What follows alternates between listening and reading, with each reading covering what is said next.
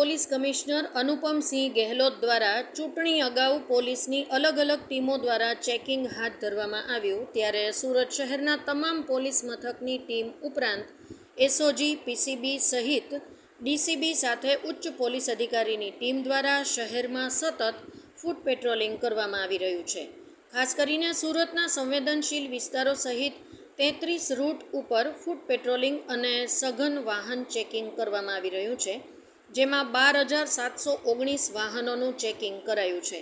510 શંકાસ્પદ સ્થળોનું ચેકિંગ કરાયું, ત્યારે આજરોજ ઝોન 1 ડીસીપી ભક્તિ ઠાકર અને એસીપી પી.કે. પટેલ અને એસીપી વિપુલ પટેલ અને ઝોન 1માં આવતા પાંચેય પોલીસ સ્ટેશનના પીઆઈ સાથે Varachha police station, Kapodra police station, Puna police station, Saroli police station અને સરથાણા પોલીસ સ્ટેશનની હદમાં આવતા તમામ વિસ્તારમાં ફૂટ પેટ્રોલિંગ અને વાહન ચેકિંગ કરવામાં આવ્યું।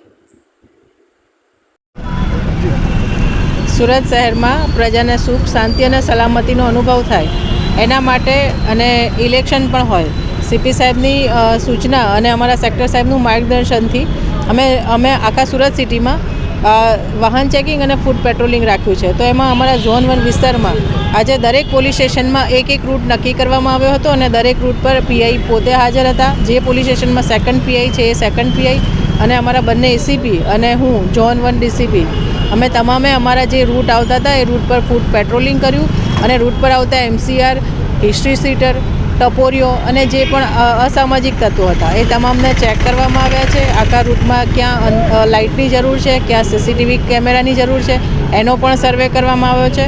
અને એ સિવાય એ રૂટમાં આવતા જે સ્થાનિક લોકો છે, સ્થાનિક આગેવાનો છે, એમને પણ મળીને એમની સાથે પણ ચર્ચા કરી છે કે તમારા શું પ્રશ્નો છે, તમારી શું મુશ્કેલીઓ છે, અમે તમારી સાથે છીએ।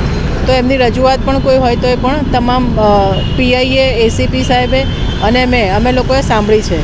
અને અત્યારે જે 9:30 થી 11:30નો સમય છે એ સમયમાં અમે વાહન ચેકિંગ કરીએ છીએ કે જેથી કરીને કોઈ ચપ્પુ, છરી કે ધોકા લઈને નીકળતા હોય એવા અસામાજિક તત્વો હોય એને અહીંયા ચેક કરવામાં આવે છે।